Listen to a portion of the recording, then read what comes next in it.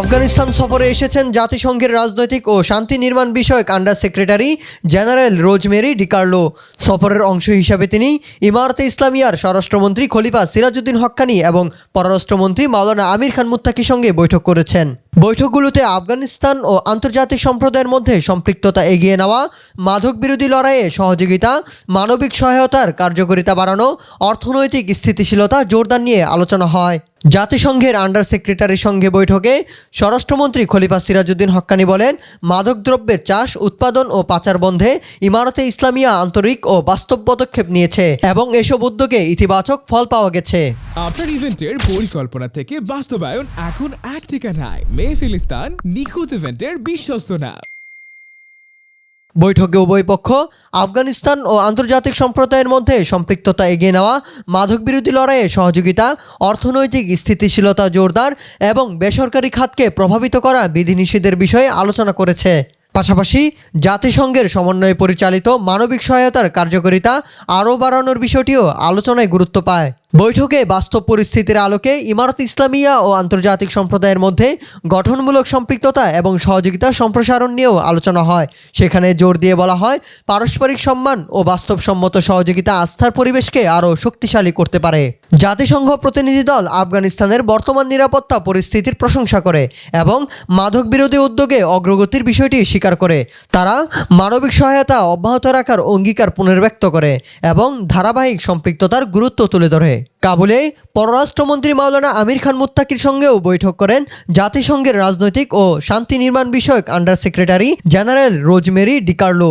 বৈঠকে ইমারতে ইসলামিয়া ও জাতিসংঘের মধ্যে সম্পৃক্ততা জোরদার, পারস্পরিক সমন্বয় এবং জাতিসংঘের নেতৃত্বাধীন দোহা প্রক্রিয়ার চলমান আলোচনা ও ওয়ার্কিং গ্রুপগুলোর কার্যক্রম নিয়ে আলোচনা হয়। বৈঠকে মাওলানা আমির খান মুত্তাকি জাতিসংঘ প্রতিনিধি দলকে আফগানিস্তানের রাজনৈতিক ও নিরাপত্তা পরিস্থিতি, অর্থনীতি স্থিতিশীল করতে নেওয়া উদ্যোগ এবং ফিরে আসা অভিবাসীদের ব্যবস্থাপনা সম্পর্কে অবহিত করেন। তিনি বলেন, ইমারতে ইসলামিয়া যে পদক্ষেপগুলো নিয়েছে সেগুলো ইতিবাচক।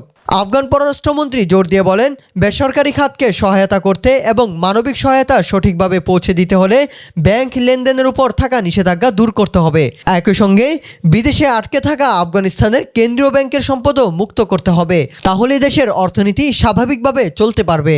আলোচনায় আফগান পররাষ্ট্রমন্ত্রী মাওলানা আমির খান মুত্তাকি মাদকদ্রব্যের চাষ ও পাচারের রোধে ইমারতে ইসলামিয়ার কঠোর উদ্যোগের কথা তুলে ধরেন।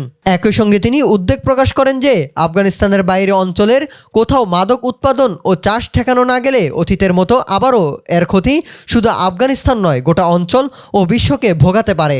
আলোচনায় এটিও উঠে আসে যে মাদক চাষ রোধে পদক্ষেপ নেওয়া হলেও কিছু এলাকায় বিকল্প চাষ ছড়িয়ে দেওয়ার প্রয়োজন রয়েছে। আফগানিস্তান সফরে জাতিসংঘের আন্ডার সেক্রেটারি রোজমেরি ডিকার্লো আফগানিস্তানের ইতিবাচক অগ্রগতির প্রশংসা করেন। বিশেষ করে তিনি বিপুল সংখ্যক ফিরে আসা মানুষের ব্যবস্থাপনা এবং মানবিক সহায়তা বিতরণে স্বচ্ছতা বিষয়টি উল্লেখ করেন। তিনি মাদক বিরোধী কার্যক্রম, মাদকাসক্তদের চিকিৎসা এবং বিভিন্ন খাতে সংস্কার উদ্যোগকে গুরুত্বপূর্ণ বলেও উল্লেখ করেন। বৈঠকে দোহা প্রক্রিয়ার অধীনে মাদক বিরোধী উদ্যোগ এবং বেসরকারি খাত সহায়তা বিষয়ক দুটি ওয়ার্কিং গ্রুপের কাজ অব্যাহত রাখার বিষয়টিও পুনর্ব্যক্ত করা হয়।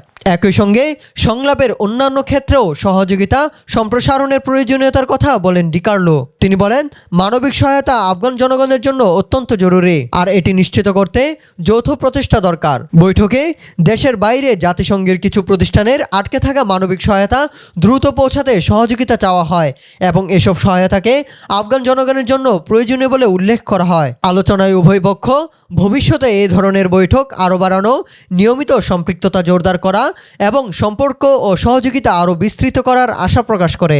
রোজমেরি ডিকার্লো জানান, আফগানিস্তান বিষয়ে জাতিসংঘের নেতৃত্বাধীন দোহা প্রক্রিয়ার তৃতীয় পর্যায়ের অধীনে গঠিত ওয়ার্কিং গ্রুপগুলোর পরবর্তী বৈঠক কাবুলে অনুষ্ঠিত হবে, যেখানে স্বাগতিক দেশ হবে আফগানিস্তান।